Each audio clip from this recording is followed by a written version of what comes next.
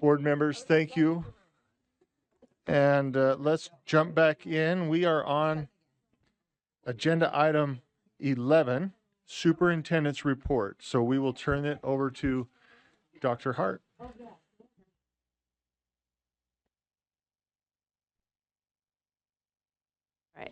All right. Board members near and far, I'll report out. As you know, I like to take a past, present, future orientation to my board report and just give you little snippets of information to maybe illuminate what's happening on the agency side of USBE.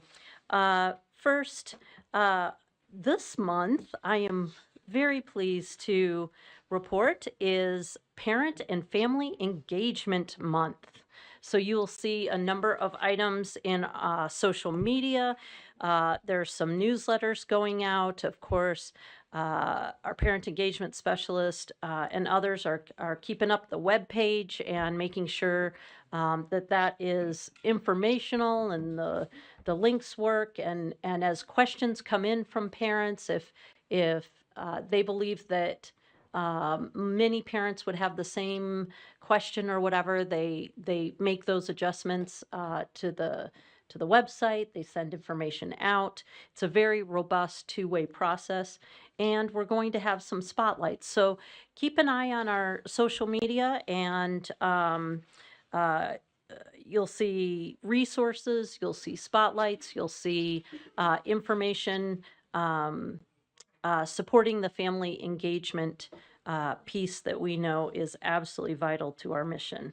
That's a little bit about right now. We also, Beverly Taylor Sorensen did commission some research, which was absolutely fascinating. You'll see more about this, but I wanted to give you the heads up and be looking for it when it's released. It's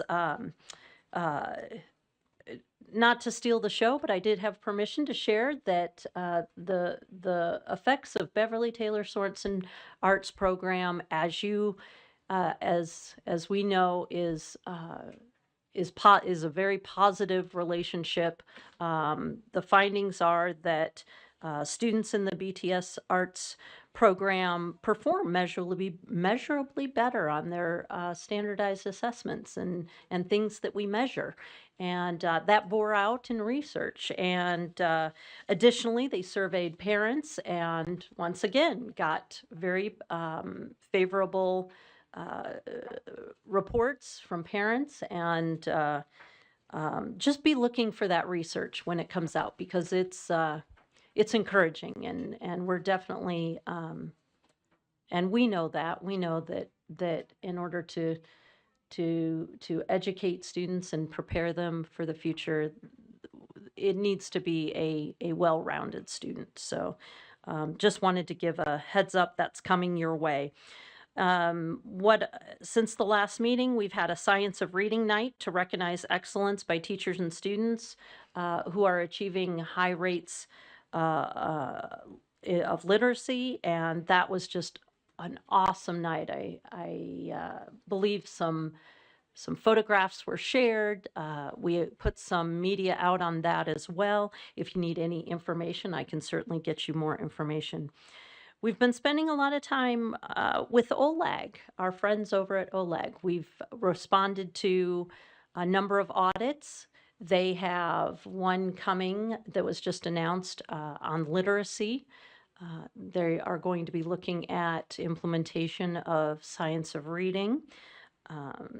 And there are a couple of reports that came out that we will be responding to at the next legislative audit meeting. I've been visiting schools, of course, as recently as yesterday. Went and visited Roots, and of course that's just an amazing place. They're doing amazing things and have been for quite some time. And if you ever need a lift, that's one of the places to go. So, and we'll be heading down to Wayne County, where they are. I'll be in your neck of the woods as they do the ribbon cutting for a new high school, which is for some of our rural areas especially, not a common occurrence. So it's a community celebration, and I'm excited to have been invited and plan to join them for that celebration. Been meeting with directors in-house in my 6-month listening and learning tour. I've gave myself 6 months to absorb as much as I can about USBE, the agency, and been meeting with directors face to face, and that uh, bleeds right into the future, which we will be embarking as an agency. Thank you today for approving the contract. We will be doing our next steps in the strategic planning process, taking your strategic plan and creating an operational plan. That is a huge undertaking and will involve every single person at USBE. And we are very excited to engage in that work. It'll be intense. And we will be presenting that to you at the conclusion of the work. We have engaged a partner in that work, and we'll be creating metrics, theories of action, goals, deliverables, and we'll be sharing, like I said, sharing that with you. We do have a couple of things that I really want to highlight, put on your radar. One is the first credential. That report will be presented at the next, we believe, at the next interim meeting, tentatively scheduled, although that agenda is not out. That was the target date. After that, we will present that report to you and talk about what that means for USBE and next steps. I believe that I'll be creating a webinar for staff and informational materials for the board, and we're just very excited for what that means for our students and our high schools. I'm also requesting that you consider, through board leadership, a conversation about artificial intelligence and AI. It's to the point where we need to have a very detailed, I think, conversation about AI, and there's so many levels to artificial intelligence. We've got the use of AI in schools by teachers, the use of AI in schools by students, the use of AI in administration, the use of AI at our level. It's just there's so many layers, and we're coming at it from so many different directions that I think it's important that we have a conversation so that we know when we talk about AI or we're making decisions around AI, what it is we're specifically answering. What question are we answering? What problem are we attempting to solve? There's a lot swirling around in this space, and it is I am making the request that you consider a study session or other time set aside to really engage in a conversation about where we want to take this. I'm offering a kind of a heads up that we're hitting a tipping point, and I would really, I think all parties would. It's time to have that conversation. And then lastly, I just wanted to bring to your attention that we are up over, I think it's we don't always know the exact number, but it looks like we're up over 50 education bills at this point. It almost feels like the legislative session has already begun, or maybe it never even stopped.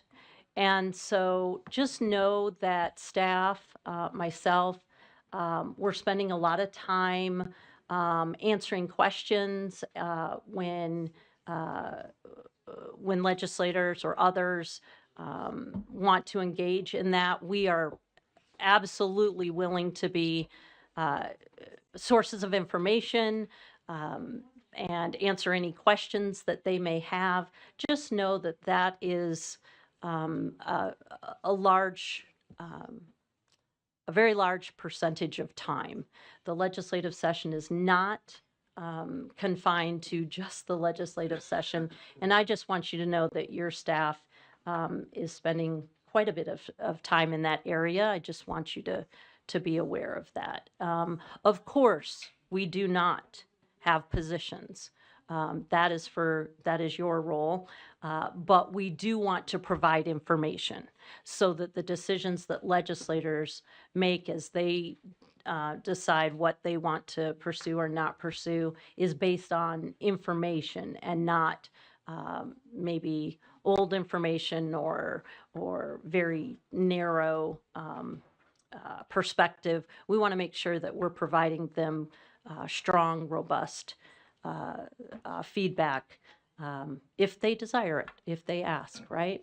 So I would also like to entertain from you any questions. I don't want this just, if you have questions for me, I really would like to hear them. It's not, I don't want this to be a time where I just tell you things and you sit there with questions. Please, either now or after the meeting, reach out. Some of you are really, really, really super good at that. And some of you I don't hear from. So please, the door is open, and I want to make sure that that we are a service to you as much as we can be. So please take a look at that parent engagement, those parent engagement resources. Know that we're in the field working with them as much as possible. We attend superintendent meetings. We take every opportunity to meet with groups of educators, whether it's the teacher fellows or in districts or subject matter experts in groups, or it's community partners. We're out there sharing the vision, the mission of USBE, and working as a service agency. We are a service to the field, and we are a service to our legislature, and that's why we exist. So those are the things we're doing. Are there any questions, or are there any items that you were wondering about that I could answer any questions? Member Booth. The hand raise. There you go. Superintendent Hart, just wondering now from your perspective after a couple of months in the saddle, what are you seeing as the biggest roadblocks that inhibit the agency from moving forward in the way that you have a vision they should be moving forward? So it is no secret that I have said it to many people, in order for the agency to move forward nimbly, we have to be able to modernize and put our resources where the board has indicated through strategic plan or otherwise, where your priorities are. And as we know, the Constitution says you lead the public education system. Unfortunately or fortunately, legislative mandates tie our hands in a lot of cases. And I don't think we forget that legislators, I don't think we forget. I think it's easy to forget that legislators are just like us. They have a term, maybe they've moved on, but their bills and their projects persist. And the strings that come along with those are similar to the strings that come along from the federal government as well. And so sometimes the best legislation is the undoing of legislation or the subtraction. Sometimes we think about making improvements by adding adding more legislation in order to correct a situation. In fact, it doesn't seem to be human nature to immediately think about subtraction. And sometimes subtraction is the easiest way to gain flexibility, especially in a year when there may not be the financial resources that we saw following COVID or following, maybe when the economy is different. So I do believe that some of our efforts need to be spent thinking through what has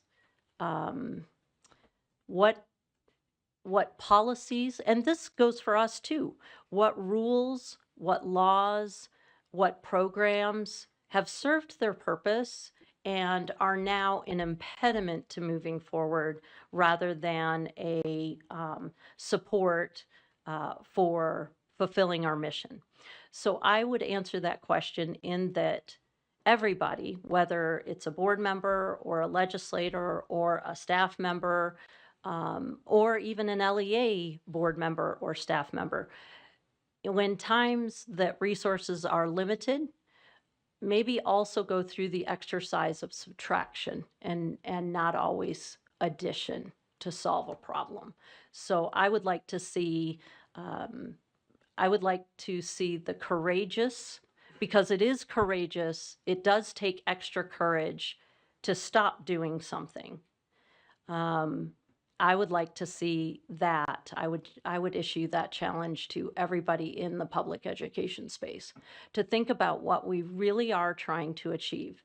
Is 42% achievement on our end of year tests, is that what we are okay with?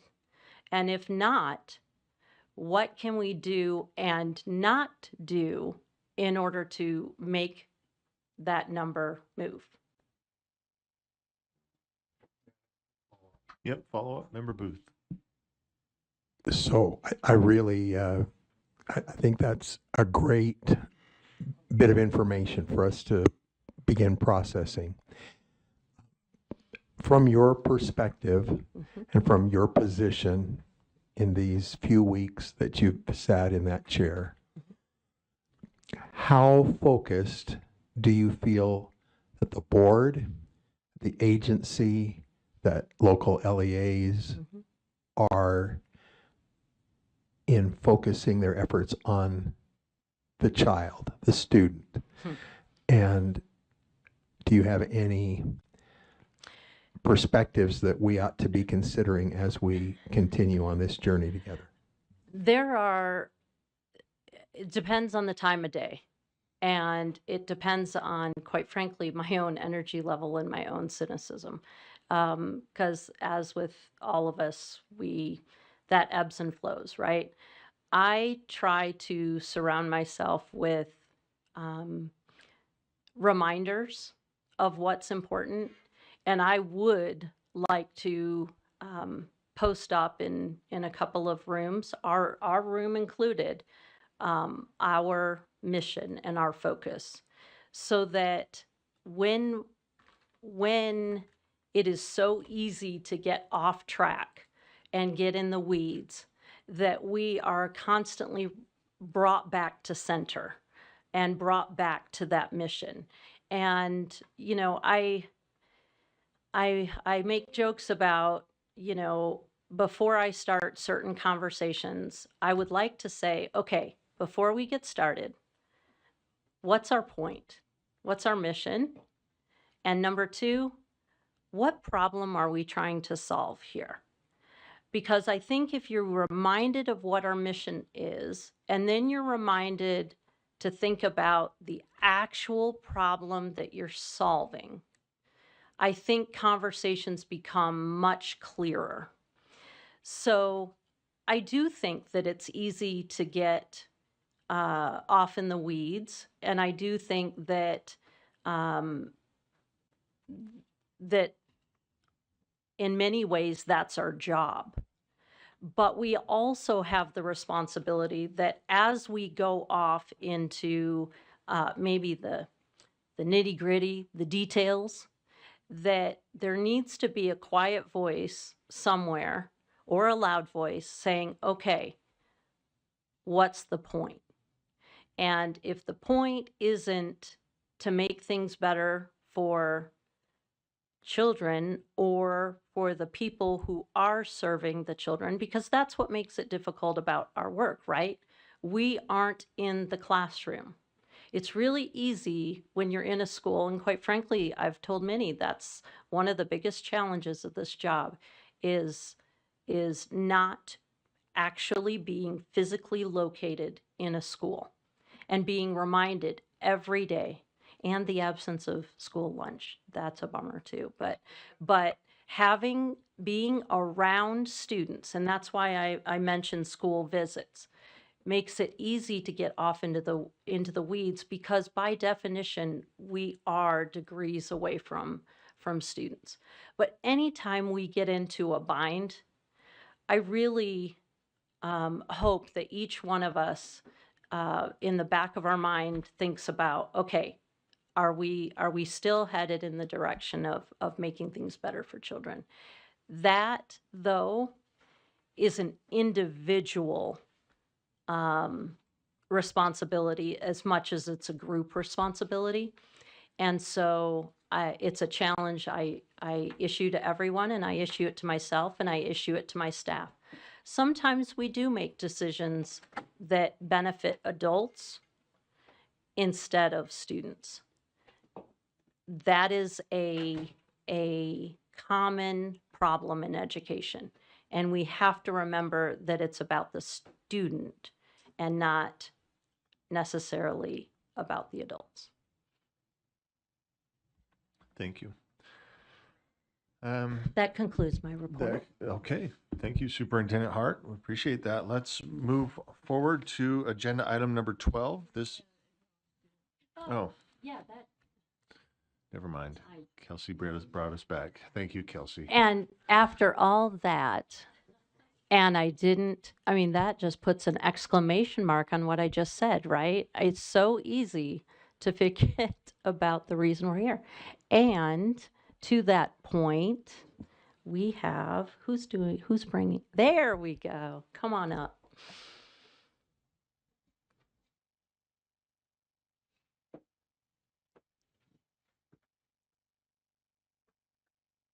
If you'll give her the mic. Thank you.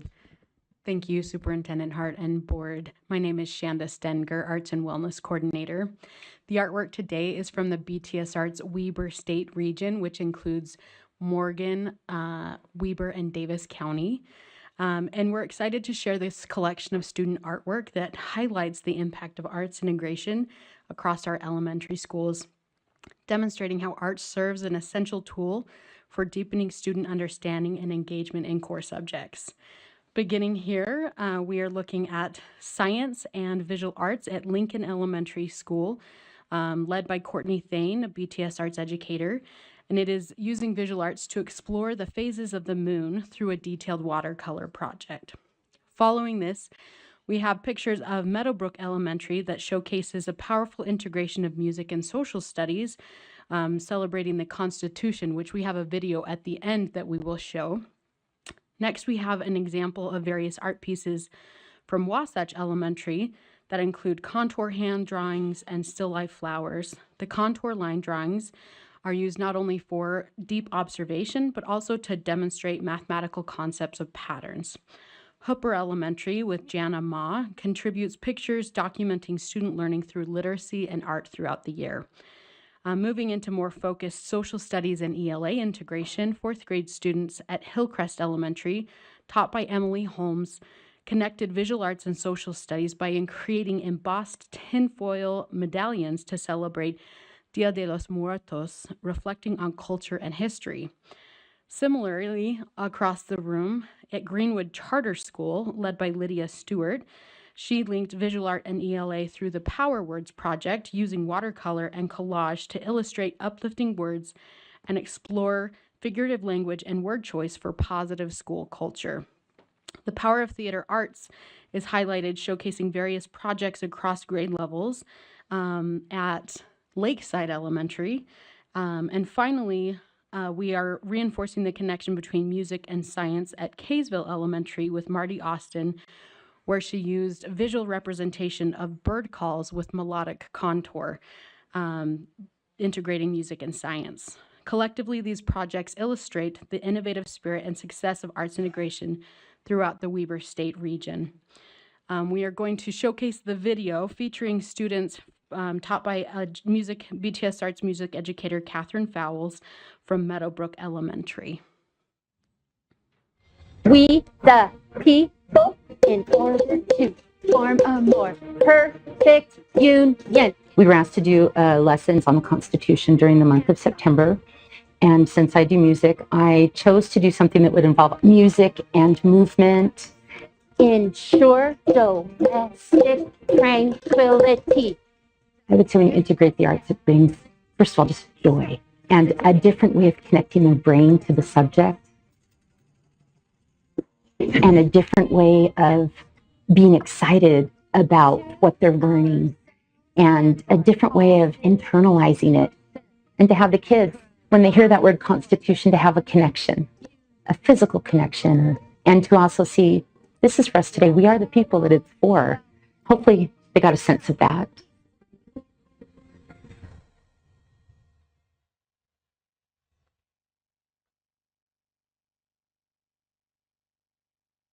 Thank you.